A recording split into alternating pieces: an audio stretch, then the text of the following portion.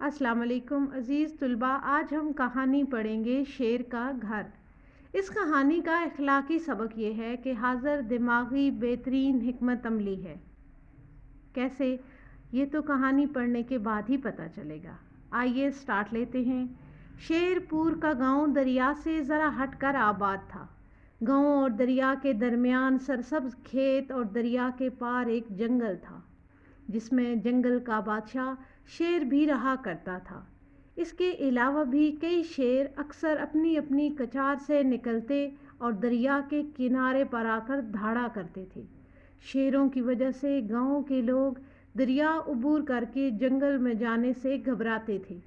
دریا پر پل نہ ہونے کی وجہ سے دریا کے پار جنگل میں جانے کا واحد ذریعہ کشتی تھی۔ اس گاؤں میں ایک بڑھائی رہتا تھا جو اپنے کام میں ماہر مانا جاتا تھا۔ لوگ اس سے اپنا لکڑی کا کام کرواتے تھے۔ ایک دفعہ لکڑی کا پنجرا بنانے کے لیے بڑھائی کو لکڑی کی ضرورت پڑ گئی۔ گاؤں میں لکڑی نہ ملنے کی وجہ سے بڑھائی نے لکڑی کے حصول کے لیے جنگل میں جانے کا فیصلہ کیا۔ اس نے صبح سویرے اپنے بیٹے کو ساتھ لیا اور کشتی کے ذریعے دریا پار کر کے جنگل میں پہنچ گیا۔ ایک درخت سے اس نے اپنے کام کی لکڑی کاٹی اور وہیں بیٹھ کر پنجرا بنانے لگا۔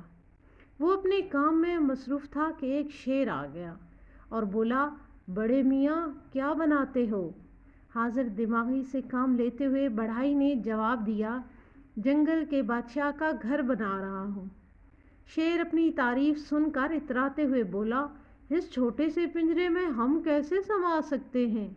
بڑھائی چالاک تھا، کہنے لگا، جنگل کے بادشاہ، اس میں داخل ہو کر دیکھ لیجئے۔ شیر نے آؤ دیکھا نہ تاؤ پنجرے میں داخل ہو گیا۔ بڑھائی نے فوراً دروازہ بند کر دیا۔ اب شیر پنجرے میں قید تھا اور باہر نکلنے کے لیے بے تاب۔ بڑھائی شیر سے خوفزدہ بھی تھا، لیکن ساتھ ہی ساتھ شیر کو سزا بھی دینا چاہتا تھا۔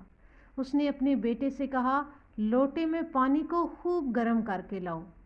لڑکے نے ایسے ہی کیا۔ جب پانی ابلنے لگا تو بڑھائی نے لوٹا اٹھایا اور شیر پر گرم پانی ڈالنے لگا۔ جوں جوں ابلتا ہوا پانی پڑتا شیر تڑپتا، حتیٰ کہ اس کے بدن کی کھال تک جل گئی اور شیر ادموا سا ہو گیا۔ بڑھائی نے شیر کی حالت دیکھ کر پنجرے کا دروازہ کھول دیا۔ شیر باہر نکلا اور بدحواس ہو کر جنگل کی طرف بھاگ گیا۔ بڑھائی نے بلا ٹلنے پر خدا کا شکر ادا کیا اور دوبارہ اپنے کام میں مصروف ہو گیا۔ تھوڑی ہی دیر گزری تھی کہ جلا بھنا شیر اپنے ساتھ مزید 2 شیر لے کر بڑھائی اور اس کے بیٹے کو سزا دینے کے لیے پہنچ گیا۔ دونوں باپ بیٹا ڈر گئے اور فوراً قریبی درخت پر چڑھ گئے۔ شیر درخت کے نیچے کھڑا ہو کر بڑھائی تک پہنچنے کا کوئی راستہ تلاش کرنے لگے۔ آخر جلا بھنا شیر نیچے کھڑا ہوا اور باقی دونوں شیر اوپر تلے اس کے اوپر کھڑے ہو گئے۔ اس طرح وہ بڑھائی اور اس کے بیٹے کے بالکل قریب پہنچ گئے۔ جب بڑھائی نے اپنی جان جاتے دیکھی تو ایک دم سے چلا کر کہا، لوٹا لاؤ۔ لوٹے کا نام سنتے ہی سب سے نیچے والا شیر گھبرا کر بھاگا۔ اوپر والے دونوں شیر بھی نیچے گر پڑے اور گھبراہٹ میں جلے بھنے شیر کے پیچھے بھاگے اور پھر کبھی اس طرف آنے کی کوشش نہ کی۔